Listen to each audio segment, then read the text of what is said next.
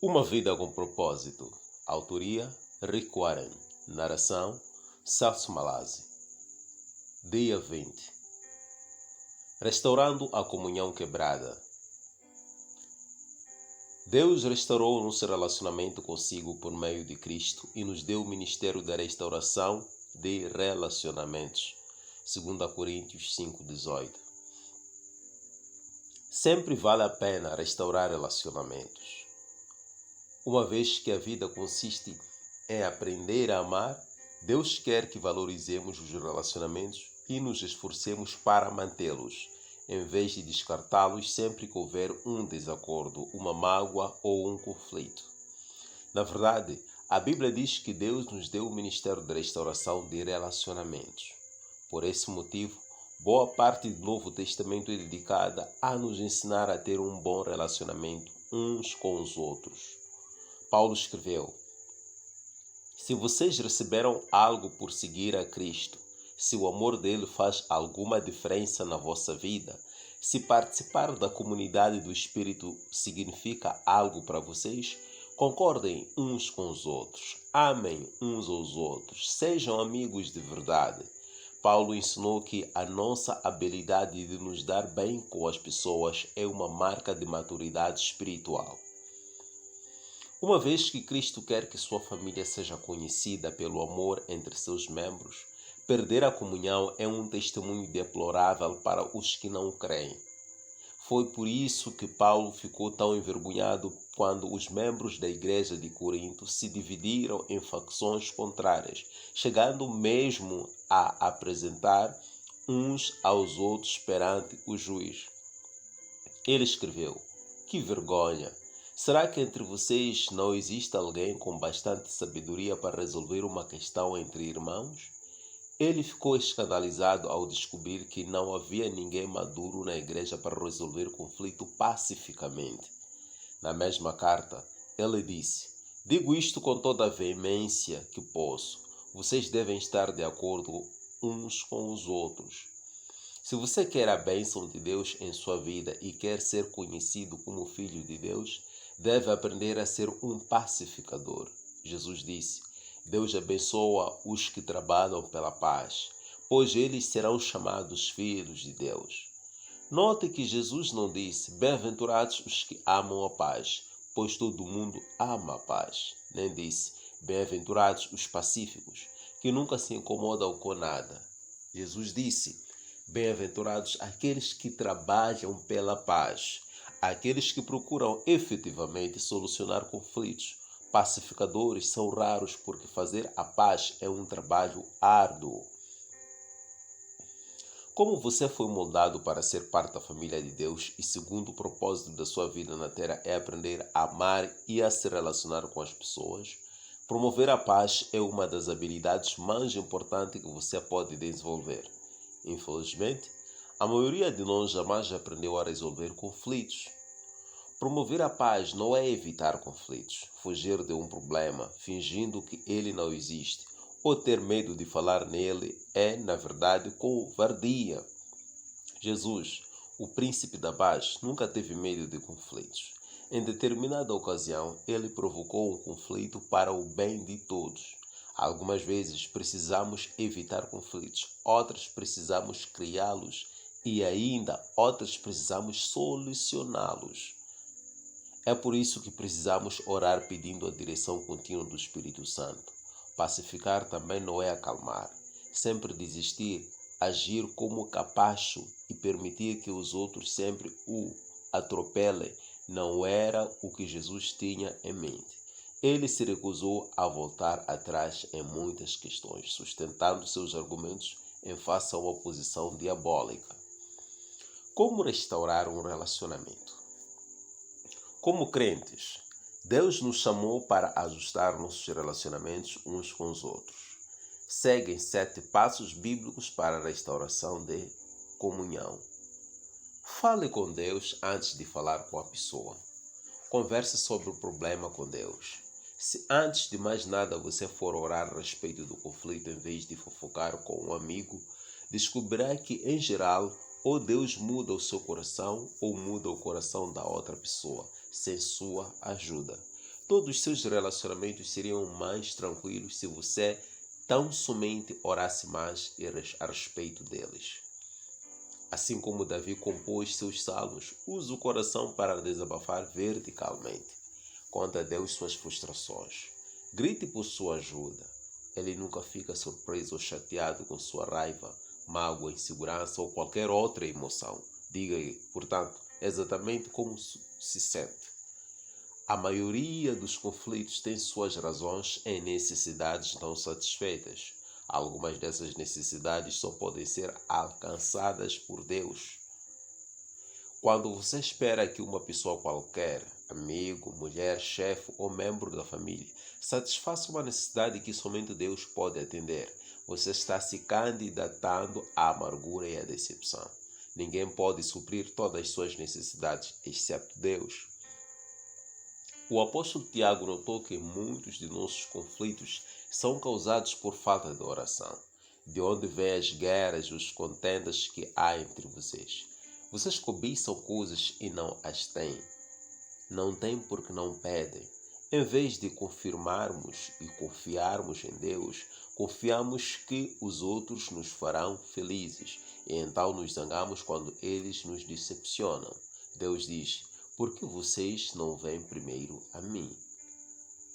Tome sempre a iniciativa. Não importa se você ofendeu ou foi ofendido. Deus espera que você dê o primeiro passo. Não espere pela outra pessoa, pela outra parte. Vá primeiro a ela.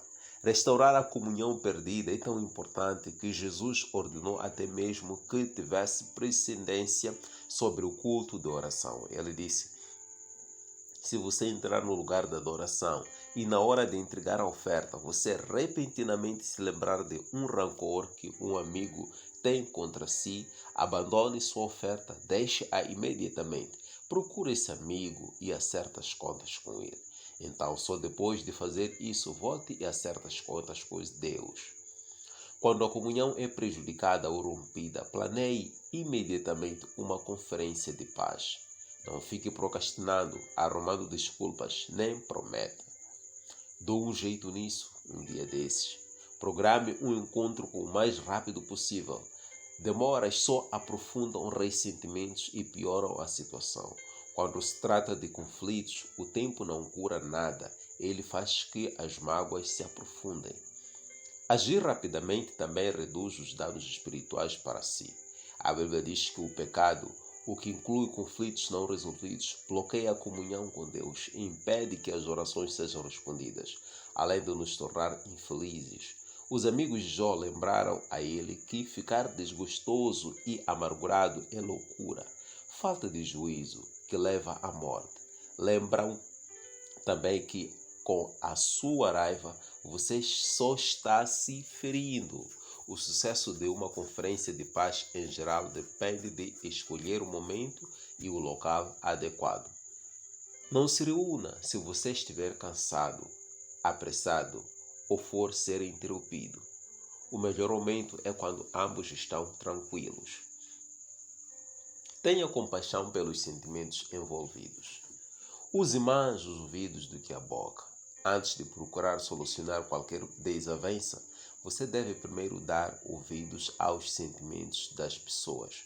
Paulo aconselhou que ninguém procure somente os seus próprios interesses, mas também os dos outros. A frase cuidar de é a palavra grega skopos, de onde formamos as palavras telescópio e microscópio. Significa prestar total atenção. Concentre-se em seus sentimentos e não nos fatos. Comece pela compaixão e não pela solução. Não comece tentando conversar com as pessoas sobre como elas se sentem. Apenas ouça-as e deixe-as descarregar emocionalmente, sem ficar na defensiva. Assinta com a cabeça, sinalizando que compreende mesmo quando não concorda. Sentimentos nem sempre são verdadeiros ou lógicos. Na verdade, ressentimentos nos fazem agir e pensar como tolos. Davi admitiu: o meu coração estava cheio de amargura e fiquei revoltado. Eu não podia compreender, ó Deus. Era como um animal, sem entendimento. Todos agimos como animais quando estamos feridos. Em contrapartida, a Bíblia diz: a sabedoria do homem lhe dá paciência, sua glória é ignorância, é ignorar as ofensas. A paciência vem do conhecimento, e o conhecimento vem de escutar a perspectiva dos outros. Quando ouve, você está dizendo: valorizo a sua opinião, preocupo-me com o vosso relacionamento e é importante para mim saber de si. O ditado é verdadeiro: as pessoas não se importam com o que sabemos até que saibam o que nos importamos. Para restabelecer a comunhão, eu preciso carregar o fardo de termos consideração para com as dúvidas e temores das outras pessoas, daqueles que sentem que essas coisas estão erradas. Agrademos ao outro e não a nós próprios, e façamos aquilo que é para o seu bem, e assim o edificaremos no Senhor. É sacrificante absorver pacientemente a raiva dos outros, sobretudo quando ela é infundada. Mas lembre-se, foi isso que Jesus fez por você. Ele suportou uma fúria infundada e maliciosa para salvá-lo. Cristo não agradou a si próprio, mas, como está escrito, os insultos dos que te injuriaram caíram sobre mim. Confesse sua parte no conflito. Se você realmente deseja restaurar o relacionamento, deve começar admitindo os próprios erros e transgressões. Jesus disse que esta é a forma de ver as coisas com mais clareza. Tire primeiro a viga do seu olho, e então você verá claramente para tirar o cisco do olho do seu irmão. Já que todos temos pontos cegos, você precisará pedir a uma terceira pessoa que o ajude a avaliar suas ações antes de se encontrar com a pessoa com quem você tem um conflito. Também peça a Deus que lhe mostre quanto problema foi causado por você. Pergunte: sou eu o problema? Estou sendo irrealista, insensível ou sensível demais? A Bíblia diz: se afirmarmos que estamos sem pecado, enganamos a nós mesmos. A confissão é uma ferramenta poderosa para a reconciliação. Frequentemente, a forma de lidarmos com um conflito cria um problema ainda maior do que o problema inicial em si. Quando você começa admitindo humildemente os seus erros, isso neutraliza a raiva da outra pessoa e a desarma o seu ataque, porque ela provavelmente espera que você fique na defensiva. Não dê desculpas nem transfira a culpa. Apenas confesse sinceramente qualquer participação que você tenha tido no conflito. Aceite a responsabilidade pelos seus erros e peça perdão. Invista contra o problema, não contra a pessoa. Não há como solucionar o problema se você estiver preocupado em identificar a culpa. Você terá de fazer uma escolha. A Bíblia diz: a resposta calma desvia a fúria, mas a palavra ríspida desperta a ira. Você nunca se fará ateter estando zangado.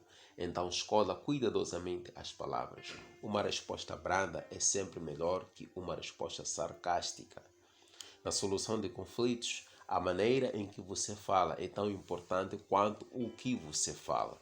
Se você falar da forma ofensiva, a outra pessoa ouvirá de forma defensiva. Deus nos diz: quem tem coração sábio é conhecido como uma pessoa compreensiva. Quanto mais agradáveis são as suas palavras, mais você consegue convencer os outros. Irritar as pessoas jamais funciona. E você nunca é persuasivo quando é áspero. Durante a Guerra Fria, ambos os lados concordaram em que algumas armas eram tão destrutivas que jamais deveriam ser usadas. Atualmente, as armas químicas e biológicas foram banidas e os estoques de armas nucleares estão sendo reduzidos e destruídos. Para o bem da comunhão, você deve destruir o seu arsenal de armas nucleares relacionais, ou seja, condenar, menosprezar, comparar, rotular, insultar, ser irônico e sarcástico. Paulo resume tudo isso desta forma: não digam palavras que fazem mal aos outros, mas usem apenas palavras boas, que ajudam os outros a crescer na fé e a conseguir o que necessitam, para que as coisas que vocês dizem façam bem aos que ouvem. Coopere tanto quanto possível. Paulo disse: façam todo o possível para viver em paz com todas as pessoas. A paz sempre tem uma etiqueta de preço. Às vezes custa o nosso orgulho, frequentemente custa o nosso egoísmo. Pelo bem da comunhão, faça o melhor que puder para chegar a um acordo. Adapte-se aos outros e mostre preferência pelas necessidades deles. Uma paráfrase da sétima bem-aventurança de Jesus diz: você é bem-aventurado quando mostra às pessoas como cooperarem em vez de competirem e brigarem. Então, que você descobre quem realmente é e o seu lugar na família de Deus. Dê ênfase à reconciliação, não à solução.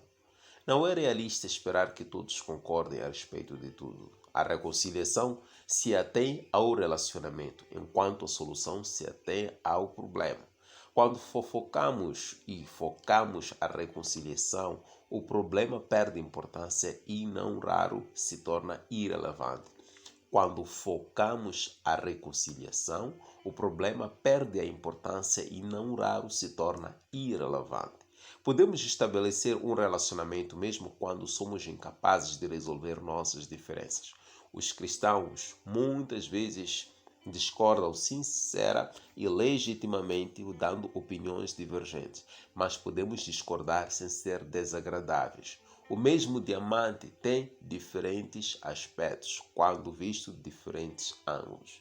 Deus espera unidade, não uniformidade. Podemos caminhar de braços dados sem concordarmos em todos os assuntos. Isso não significa que você deva desistir de encontrar uma solução. Você pode precisar continuar conversando e até mesmo discutindo, mas faça isso com espírito de harmonia. Reconciliação significa fazer as pazes, não necessariamente esquecer o assunto. Com quem você precisa estar em contato por causa deste capítulo? Com quem você precisa restaurar a comunhão? Não demore mais em um segundo. Dê uma parada agora mesmo e converse com Deus sobre essa pessoa. Então pegue o telefone e comece o processo. Esses 7 passos são simples, mas não são fáceis. É necessário muito esforço para restaurar a comunhão com alguém. Foi por isso que Pedro recomendou: esforcem-se para viver em paz com os outros. Mas, quando trabalha pela paz, você está fazendo o que Deus faria. É por isso que Deus chama os pacificadores de seus filhos. 20º dia. Pensando sobre o meu propósito. Um tema para reflexão. Sempre vale a pena restaurar os relacionamentos. Um versículo para memorizar. Façam todo o possível para viver em paz em todas as pessoas. Façam todo o possível para viver em paz com todas as pessoas. Romanos 12, 18. Uma pergunta para meditar. Com quem preciso restaurar meu relacionamento no dia de hoje? Um grande abraço. Até a próxima.